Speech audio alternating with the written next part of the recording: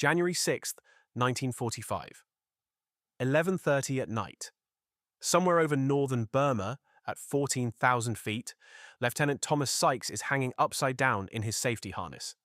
His C-46 Commando has just been flipped onto its back by a gust of wind so violent it defies physics. Dirt from the cargo floor is falling upward, past his face, into the darkness above him. The engines are coughing. Ice is forming on every surface. The wings, the windshield, the carburetor intakes.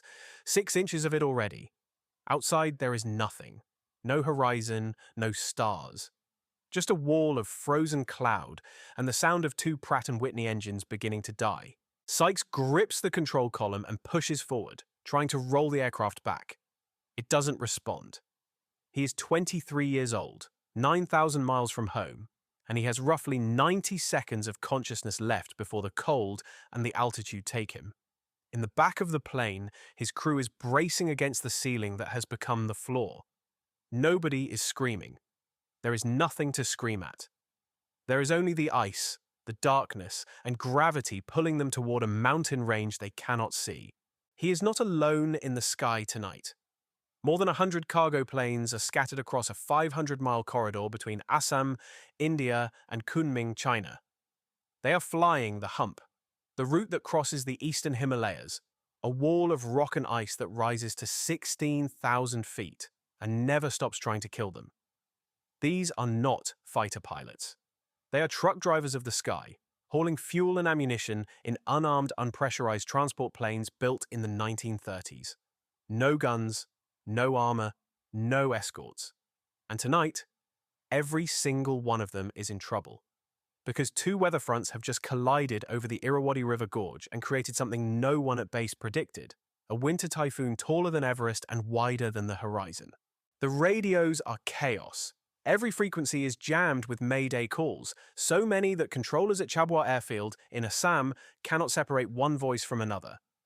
Pilots are screaming coordinates. Pilots are screaming for headings. One voice, calm and flat, cuts through the static. I seem to be lost, and there's 6 inches of ice on my control surfaces.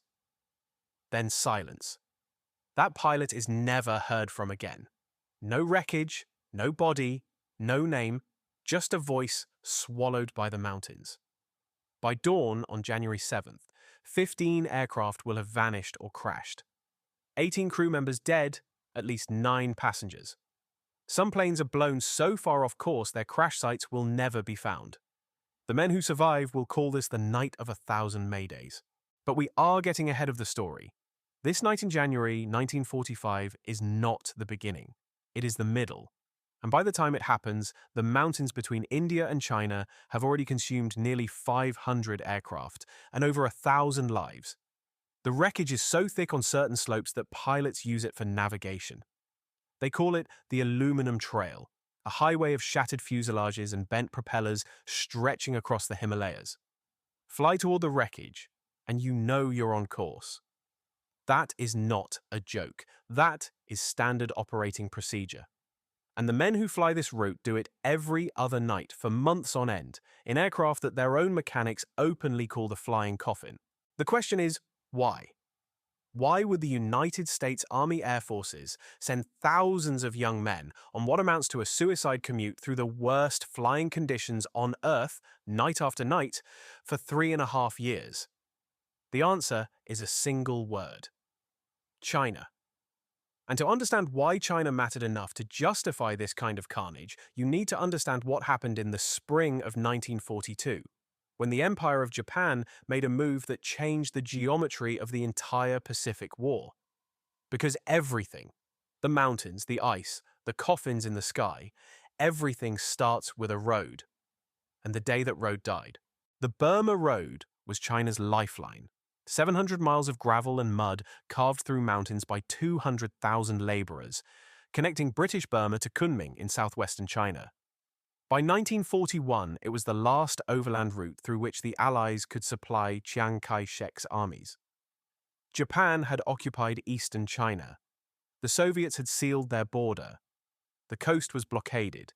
Everything China needed, fuel, weapons, ammunition, medicine, came up that single winding road from Rangoon through the jungle. It was slow, it was inefficient, but it was all they had. And in March of 1942, the Japanese took Burma in a campaign so swift that the British called it the greatest military disaster since Singapore. With Burma gone, the road died, and China was sealed shut. Over 1 million Japanese soldiers were fighting in China. Every soldier there was a soldier not fighting in the Pacific, not defending island chains, not threatening Australia or India. If China collapsed, those troops would be freed. Roosevelt and Churchill both understood that keeping China in the war was existential. There was only one way left to supply Chiang Kai-shek's forces. It was insane, impractical, and unprecedented. Fly over the Himalayas. Not around them, over them.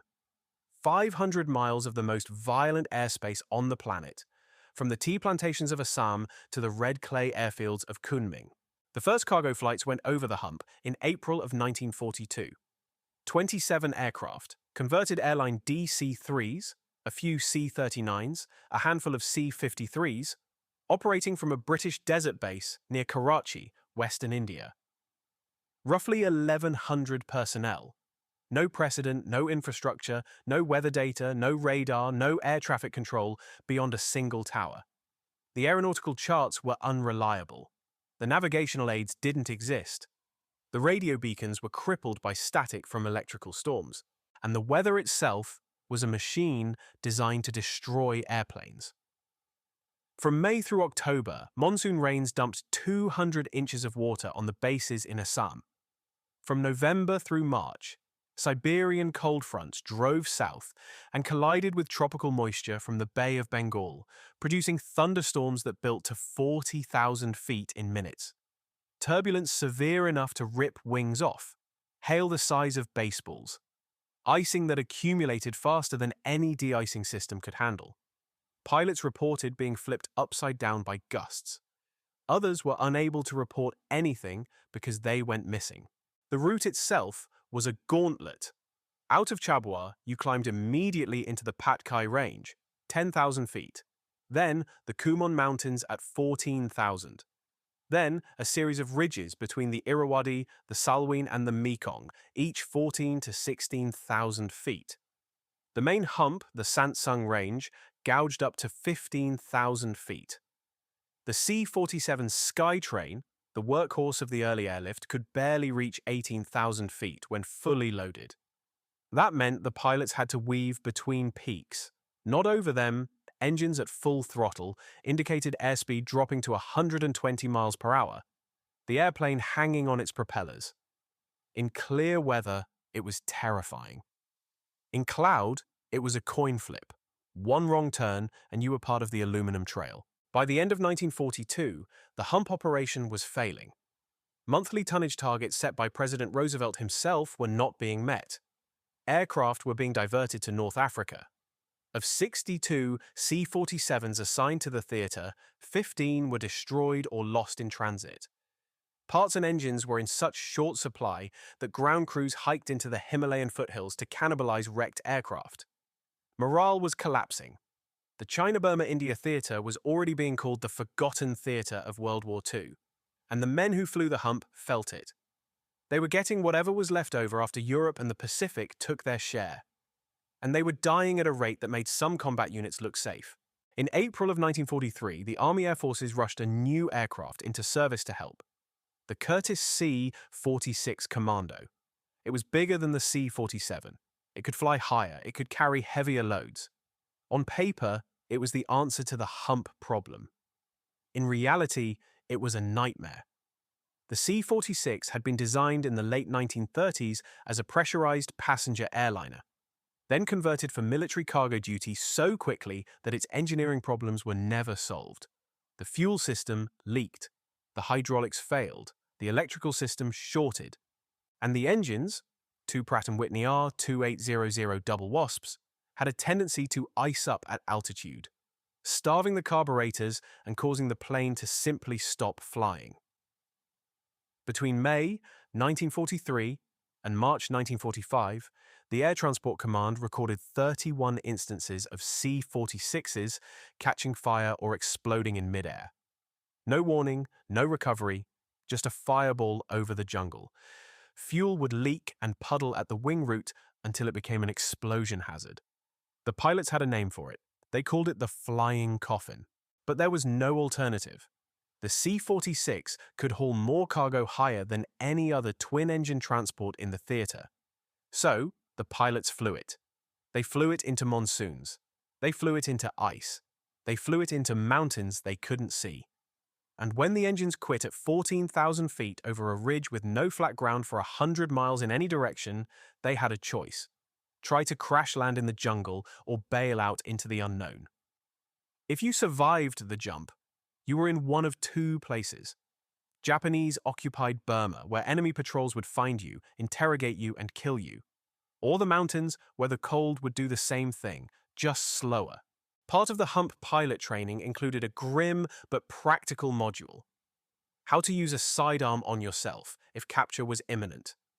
It was there because the men who designed the training had studied what happened to airmen captured by Japanese forces in the CBI. The reality was documented, and it was brutal. The module was quiet, factual, and delivered without commentary, an acknowledgement of a scenario no one wanted to say out loud, but that every pilot understood. In some situations, on some mountains, there was no rescue coming. This was a fact of their service, not a choice anyone endorsed. There would be no search and rescue missions. Sending another plane into the same conditions that killed the first one was simply trading one crew for another. At times, monthly aircraft losses reached 50% of all planes in service along the route. Not 50% damaged, 50% gone. Pilot and author Ernest K. Gann flew into Chabuar one afternoon and watched 4 aircraft crash. 32 people killed in one afternoon.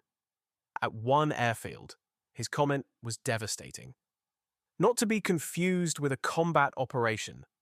He was right. For every airplane lost to enemy action on the Hump, 100 were destroyed by weather, by mechanical failure, by mountains. Only 6 ATC transports fell to Japanese fighters during the entire operation. The Hump did not need an enemy. The Hump was its own enemy. Despite the losses, tonnage was climbing, slowly, painfully, but climbing. New aircraft arrived, new crews arrived. The capture of Myitkyina airfield in northern Burma by Merrill's marauders in 1944 opened a southern route that lowered the altitude requirement. But the accident rate remained catastrophic. Morale was in ruins, and the operation was bleeding men faster than it could replace them. Roosevelt was demanding 10,000 tons a month. The theater was struggling to deliver half that. Something had to change.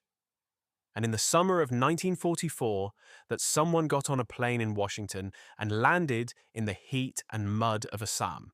What happened next changed everything. And the man responsible is someone whose name most people have never heard. If you've been watching this far and want to know how a single general turned the deadliest air route in history into the most efficient cargo operation the world had ever seen, hit that like button and subscribe to the channel. It takes 2 seconds, and it tells the algorithm that this kind of forgotten history matters. More than 80 years later, 500 planes are still lying in those mountains. The men who flew them deserve to be remembered. Now, back to Assam, 1944. Back to the man they called Willie the Whip. Brigadier General William H. Tunner arrived at the India-China Division of the Air Transport Command on September 4, 1944. 38 years old. West Point, class of 1928. Lean face, sharp eyes, no patience for excuses. He had already built the Army's domestic ferrying system from scratch and organized the Women's Auxiliary Ferrying Squadron. He was not a combat pilot. He was not a strategist. He was something rarer and far more valuable, an engineer of systems. He thought in terms of flow rates, turnaround times, maintenance schedules, and standardization. His orders from ATC Commander General Harold George were simple and seemingly contradictory. Double the tonnage, cut the accident rate, do both at the same time. What Tunner found when he arrived was organized chaos. 13 airfields in the Brahmaputra Valley, each operating more or less independently. No standardized procedures, no centralized scheduling, no systematic maintenance protocols. Pilots flew whenever they were told to fly, in whatever aircraft happened to be available, regardless of weather. Ground crews worked with whatever tools and parts they could scrounge. The bases looked shabby. The men looked tired. Discipline had eroded because the mission felt like a death sentence that nobody in Washington cared about. Tunner took one look and understood. This was not a flying problem. This was a management problem. And management problems were exactly what he was built to solve. He moved fast. Within his first weeks, Tunner instituted military standards of dress, decorum, and behavior that had gone slack. Inspections, parades, uniform regulations. The men hated it. They called him Willie the Whip. He didn't care. He replaced the haphazard scheduling with standardized daily and monthly tonnage quotas for each base, calibrated to aircraft type and distance from Chinese airfields. He overhauled maintenance procedures, pulling aircraft off the line for preventive work instead of waiting for things to break in mid-air. He demanded data. He tracked every sortie, every ton, every accident, and fed it into an operation that began to resemble not a military unit, but a corporation, a cargo airline running 24 hours a day. But Tunner's most important innovation was logistical, not bureaucratic. He took the newly arrived Douglas C-54 Skymasters, four-engined, more powerful, more reliable than anything on the route, and used the capture of Myitkyina to open what he called the low hump. This was a second route to China that swung south through Burma, avoiding the highest peaks entirely. It widened the airlift corridor from 50 miles to 200 miles, separating traffic flows and reducing the deadly congestion that had been putting dozens of aircraft into the same narrow corridor of turbulent air. For the first time, the C-54s could fly to China without gambling on whether their engines could reach 16,000 feet. It was an elegant, simple solution, and it changed the math of the entire operation overnight. The results were immediate. In Tunner's first month, the India-China division delivered 22,000 tons to China. The accident rate began to drop, not gradually, precipitously. His maintenance programs, standardized procedures, and data-driven decisions combined to reduce the fatal accident rate to less than a quarter of what it had been. He pushed for more aircraft, more personnel, more infrastructure. By January 1945, his division had 249 aircraft and 17,000 personnel. They delivered 44,000 tons that month. But January 1945 also brought the night of 1,000 Maydays, the storm that defied everything Tunner had built. It was the one variable he could not control: the weather. On January 6, 1945, the mountains reminded everyone who was really in charge. A Siberian front and Bengal moisture collided with a violence that weather reconnaissance pilots completely missed. The synoptic data showed nothing unusual. By the time the first planes hit the wall of cumulonimbus over the Irrawaddy Gorge, over 100 aircraft were already airborne. The collision of those two fronts produced something that pilot after pilot described in identical terms: a wall of ice, a darkness so total that instruments became meaningless, and turbulence so extreme that planes were thrown thousands of feet up and slammed back down in seconds. Thomas Sykes, the pilot we met at the beginning, was in the middle of that wall. His C-46 had been flipped inverted. His engines were dying from carburetor ice, and his crew was preparing to bail out over mountains they couldn't see. They pulled on their parachute packs and shuffled to the side bay. Just before the first man got the signal to jump, the cloud bank fractured. A seam opened. The plane slid through it, dropped thousands of feet, and emerged into clear air within sight of familiar landmarks. They limped back to base. Sykes survived, but as he approached Chabwa, he could see other planes heading into the same storm, planes whose crews would not get a seam in the clouds. Bob Binzer was one of the pilots who did not get a seam. Binzer was an experienced Hump veteran, one of the few who still flew with a regular crew instead of the rotation system Tunner had introduced. When the storm hit, Binzer fought it as long as he could. The ice accumulated faster than anything he had ever seen, the radios were useless, and his fuel was dropping toward empty. He made the call. Autopilot on, transmitter set, crew to the bay door. They jumped into the darkness over Burma, into the freezing air. Binzer survived. He survived the jungle. He was one of the lucky ones. 15 aircraft were lost in those 24 hours. 18 airmen killed. Some of the planes were blown so far off course that their wreckage has never been found. Tunner absorbed the blow. He studied the data. He reviewed the weather reporting chain and found the gaps that had allowed 100 aircraft to fly into an unpredicted storm. He fixed them. He upgraded the reconnaissance protocols. He added more reporting stations. He did what he always did.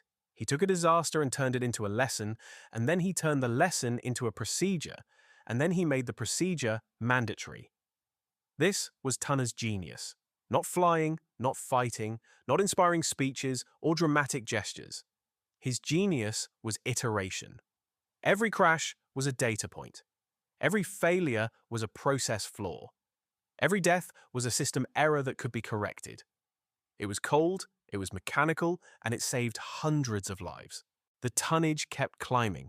February, March, April. More territory captured in Burma opened additional routes and staging bases. The C-54s arrived in greater numbers.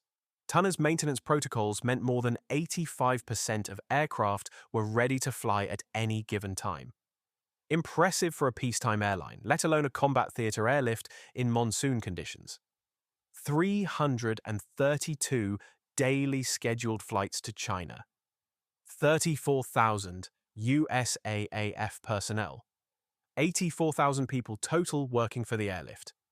It was the largest air transport operation in the history of flight, and Tunner wanted more. He set his sights on a record. A single day that would prove beyond doubt what the airlift could do. He chose August 1st, 1945.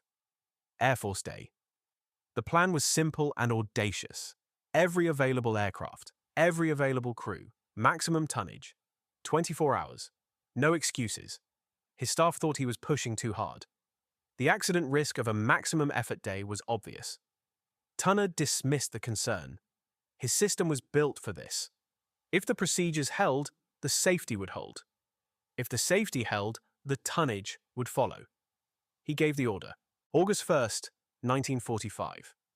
The India-China Division of the Air Transport Command flew 1,118 round-trip missions over the Himalayas, an average of 2 flights per aircraft. One C-54 made 3 round trips in 22.25 hours. Total cargo delivered to China in a single day, 5,327 tons. Casualties, 0. Major accidents, 0. It was the single greatest day in the history of military airlift. It was proof of concept, it was vindication, and it was Tunner's masterpiece. In that one day, the India-China Division moved more cargo than the entire operation had delivered in its first 6 months of existence. 5,327 tons of fuel, ammunition, weapons, and equipment flown over the most dangerous mountains on Earth, in unpressurized aircraft, through airspace that had killed more men than most infantry engagements. 0 losses. It was a triumph of logistics over geography, of systems over chaos. And it should have been the end of the story, the victory lap, the final chapter. But it wasn't. Because the Hump was never just a story about tonnage and efficiency. It was a story about the men who did not make it to Air Force Day. The official figures say roughly 594 aircraft were lost during the Hump airlift. Other sources say 700. The discrepancy exists because dozens of planes simply vanished. No wreckage, no signal, no trace. They flew into the clouds and never came back. More than 500 of those aircraft remain missing to this day. Not destroyed and recovered. Missing. Still out there, somewhere in the jungles of Burma or on the ice-covered slopes of the eastern Himalayas. slowly being swallowed by vegetation and time. The conservative estimate is over 1,000 men killed. Other sources say 1,500, a third of all American pilots who flew the Hump between April 1942 and August 1945 were killed or went permanently missing. Those numbers bear repeating. A 1 in 3 chance of dying. Historian Francis Pike calculated it another way. Every 340 tons delivered to China cost the life of one pilot. A single C-54 carried about 10 tons per flight. So, every 34 flights, roughly 17 days of normal operations, a man died. Not in combat, not against an enemy he could see, against mountains and weather and aircraft that weren't designed for the job. The Hump's operational losses exceeded those of many combat units. And for the men who served in the CBI, the most bitter part was not the dying, it was the forgetting. The China-Burma-India theatre was the forgotten theatre of World War II, when the war was still being fought. It was overshadowed by Normandy, by the island-hopping campaign in the Pacific, by the bomber offensive over Germany. The men who flew the Hump did not come home to parades. They came home to blank stares. Nobody had heard of Chabwa. Nobody knew where Kunming was. Nobody understood what it meant to fly an unarmed C-46 through a Himalayan thunderstorm at 3 in the morning with 6 tons of high-octane aviation fuel in the belly. The Hump pilots formed their own reunion association, the Hump Pilots Association, because nobody else was going to remember them. They gathered in hotels and convention centers, aging men with war stories that sounded too extreme to be true. One of them called it a kind of apogee of life experiences. He said, "You know there's just no way to top it, and the balance of life becomes almost anticlimactic."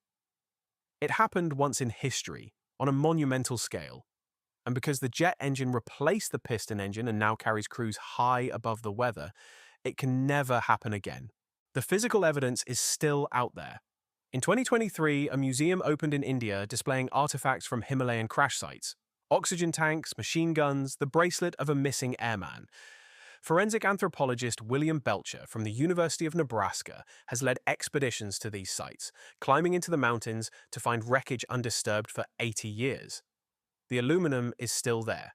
The engines are still there. In some cases, the remains of the crew are still there.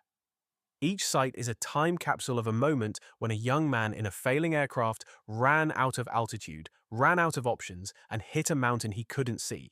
The locals in the remote regions of Burma and northeastern India have a different relationship with the wreckage.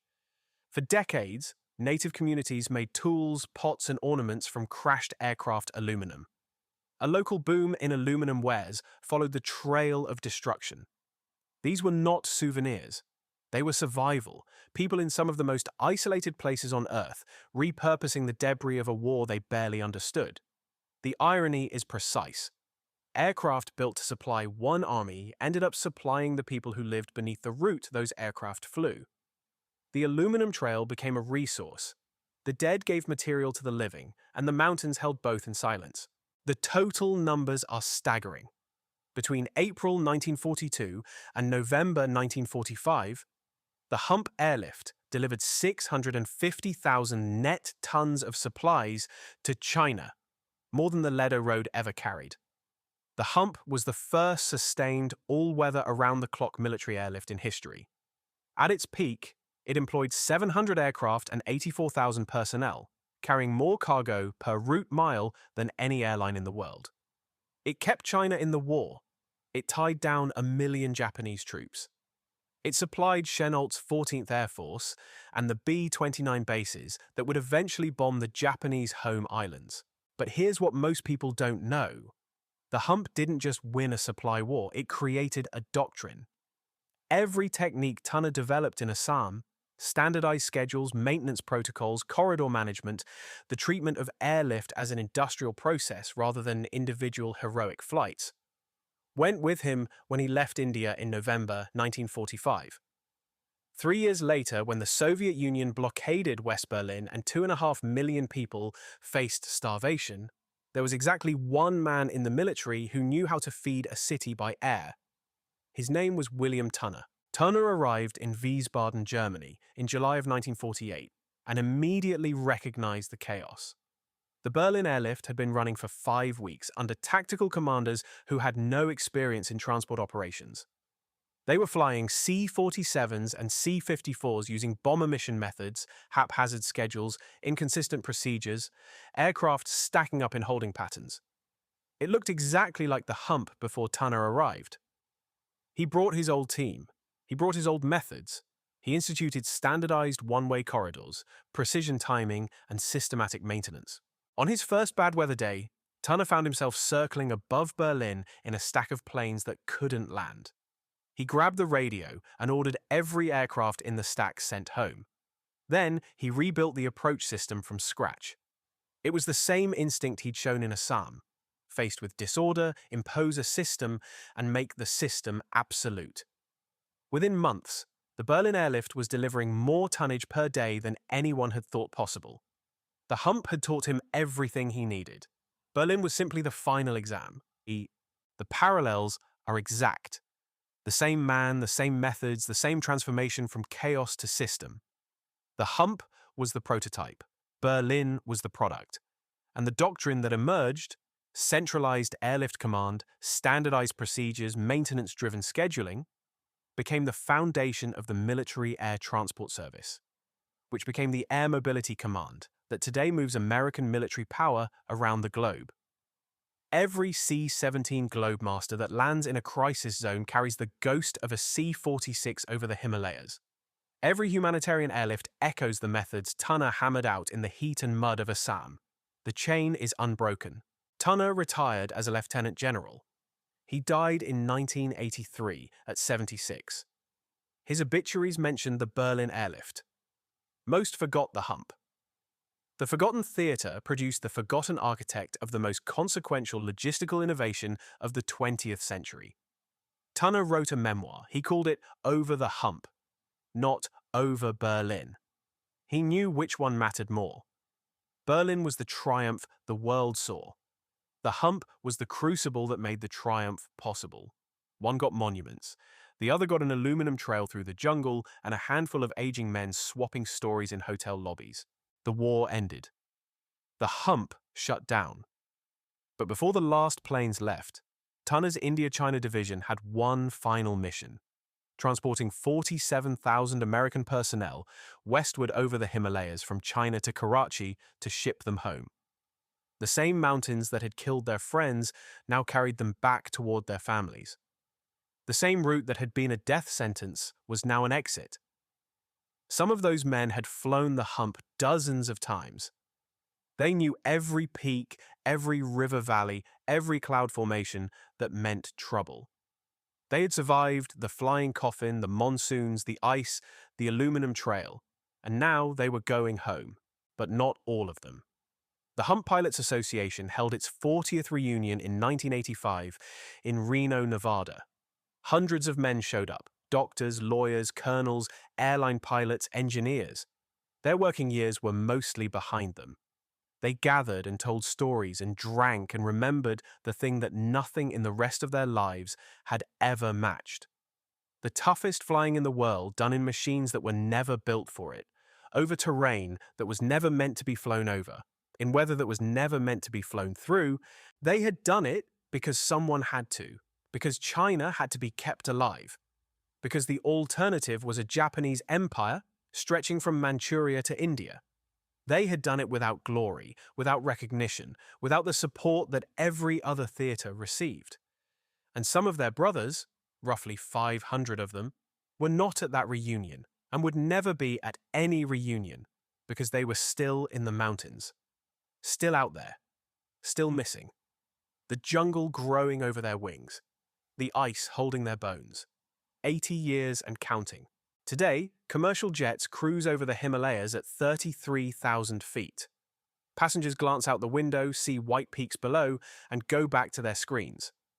The turbulence that once killed men by the dozen is a minor inconvenience handled by autopilot. The route that consumed 600 aircraft is a line on a flight management computer. The mountains didn't change. They are still 16,000 feet high, still generating storms, still indifferent to human ambition, but the machines changed, and the men who proved that the air above those mountains could be tamed are fading from memory. They called it the Skyway to Hell. They lost more planes than most combat units lost in the entire war, and they never fired a shot. When Lieutenant Thomas Sykes pulled his C-46 out of that inverted death spiral on the night of January 6, 1945, when the clouds broke and he saw the ground and brought his aircraft home, he did not call it a miracle. He called it Tuesday. That was the hump. That was every flight. You went up, you fought the mountains, and if you came back, you did it again 2 nights later. No medals for most of them, no parades, no Hollywood movies, just the aluminum trail and the sound of engines straining at altitude and the knowledge that somewhere in those peaks, 500 of your brothers are still waiting to be found. 650,000 tons of cargo, 594 aircraft lost, over 1,000 men killed, 3.5 years. And a single general who looked at the deadliest air route in history and saw not a death sentence, but a problem to be solved. The men of the hump, pilots, mechanics, loadmasters, weathermen, ran the first strategic airlift in history, built the doctrine that would save Berlin, and proved that you can supply a nation by air if you are willing to pay the price. The price was measured in aluminum and in lives. The mountains kept the aluminum. History forgot the lives. But the mountains remember. The aluminum trail is still there, winding through the jungle and up the frozen slopes, marking the path of the most dangerous, most consequential, and most forgotten air operation of the Second World War.